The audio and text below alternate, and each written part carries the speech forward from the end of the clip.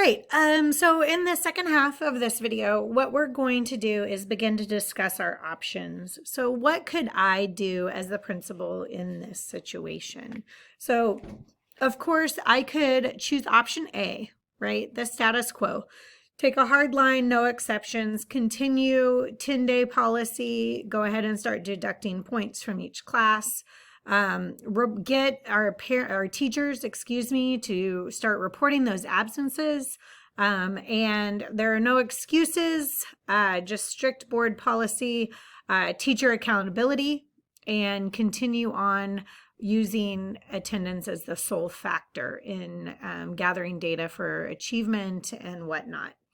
Option B, start to set some new rules, right? Maybe review the policy a little bit, make some changes based on absent data collected, average days missed, maybe kind of change it. Maybe it's 15 now. Still have teacher accountability, maybe even still have a deduction in our points. So kind of this medium transition period of looking at what our attendance data says. The key here with option B is we do review the policy and we tweak maybe some excused absences that maybe don't count towards that 10, but not revamping anything. Not revamping anything totally. Last is option C. We're going to set some new rules and a new structure. We're going to take a deep dive into some surveying with our stakeholders. We want to review our policy. We want to hear from our community. We want to make some changes, not only based on attendance, but other multiple points. What's our access from home if you are sick or absent? After 2 days, can you start logging in and be remote? What does that mean for teachers? What does that mean for students? Could students with certain grade point averages, certain percentages, could they start earning a day off, a Friday or a Monday? So that accountability piece becomes some buy-in, that attendance you're attending to then get a day off. Lots of options here with option C, because we would be taking a lot of survey, getting some feedback, and looking at more data points than just attendance. And still looking at our teacher accountability. How do they record this? How do they follow up with our students? And what supports do we need in place for that? So let's kind of evaluate these. Option A, the pro here as a principal, especially a new principal for the first year, is I'm not making any big changes, right? People support that. They appreciate that. In that first year, I'm going to be building relationships instead of changing your attendance policy, right? I can be taking data as well with option A so that I can come up with a more comprehensive plan maybe in year 2. Although I'm reviewing the policy, I'm not having to reinforce and try something new that first year that I'm there. So option A looks pretty good for just a fluid transition into this position. The cons here is without any new strategies or considerations, we're going to consistently, nothing's going to get better, right? It's going to stay the same. I'm still going to have this 86% missing 10 or more days. That doesn't look good for me or our learning community. And it's probably affecting our grades and our graduation rate. Option B, we've got some smaller changes, right? I'm not going to take that deep dive, but I do want to maybe send out a survey or two to kind of figure out what is a new consideration within the same model that we could tweak. Maybe just a little bit. Should I look at how attendance is being taken and maybe offer a better solution for teachers so that maybe that part is easier? And then what's the call-in? Are we going to excuse religious reasons? Are we going to talk about some mental health?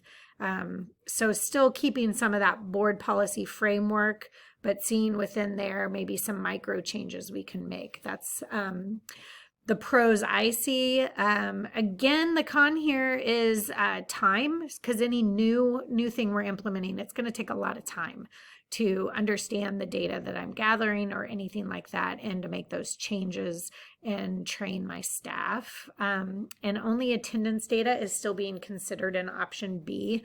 We're not looking at any other extenuating factors or circumstances. Option C, if you can't hear it yet in my voice, is also something I'd like to do, but I find that with option C comes part of option A and B, if you will. Because what is going to happen here is I'm going to have to keep the status quo going while I gathered the data to make big changes, right? So I'm going to need to gather multiple perspectives and feedbacks through surveys and data points to find out why our kids are missing all this time. What can I do with that? What does our community say? Do they feel like maybe a 4-day week earned, or 4-day weekend earned, a 4-day week of attendance, but a 3-day weekend earned if you're getting all your requirements done is a great benefit for high school students. So what do we want to take into account some feedback from parents. We get more buy-in from that way. And we can look at more things like mental health, and maybe even a new system of taking attendance, because it sounds like that's not easy. And from my personal experience, it is not an easy thing to do every day.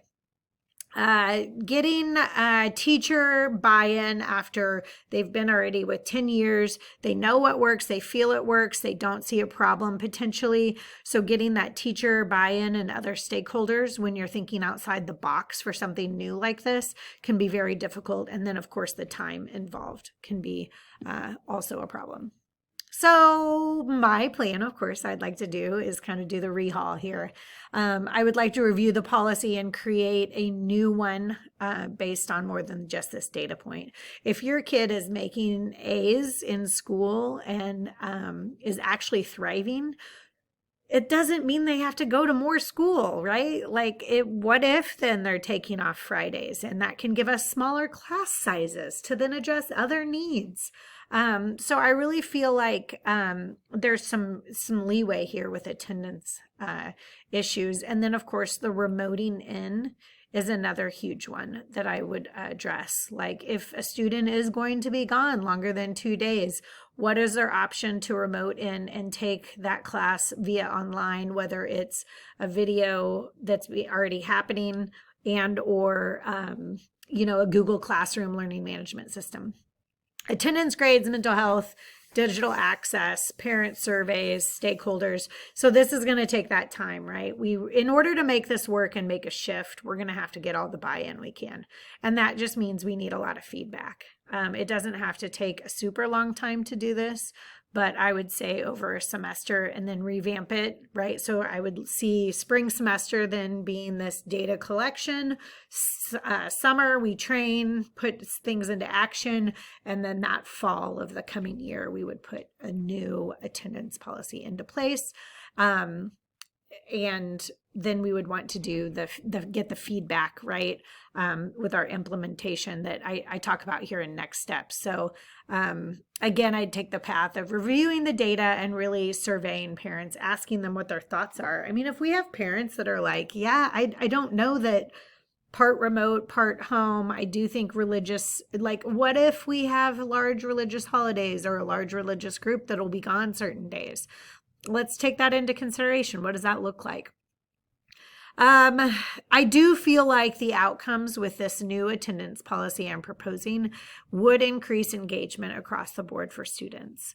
I also think with the community plan and support, it would be very beneficial. And we get that by asking and surveying and honor when we ask them their feedback. Honor it. Like, what are they saying?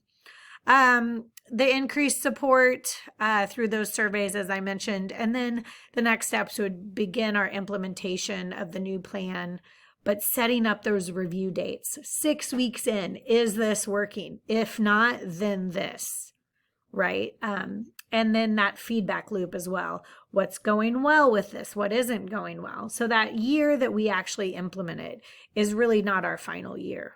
Right? We'll need to take and gather data. Are our grades going up? Our buy-in, is everything going well? If so, what can we do? If not, what do we tweak? So this plan and implementation is kind of my thoughts on the attendance and how Mr. Rhodes and the students at I'll get it wrong, right? Golden Oak High School should go forward, thinking more in 2023, not the 1900s anymore, about attendance. So my correlation and reflection was that this such a relevant case study for me. They're not always relevant, but this one for sure brought in all that data. I kind of can look at that. I love the fact that I could bring in the sheets where we could pull from all the different data sheets and look at that data, the pivot pages or pivot points. That would be excellent for this with our surveys to find out more data. So I do think this has been a really great, it's relevant to me and my learning because attendance is an issue. I struggle taking attendance personally as a classroom teacher, and that can be very hard. So I like thinking outside the box and wondering what the next steps could be and how I would actually implement something going forward as I become a building administrator. Thanks for your time today.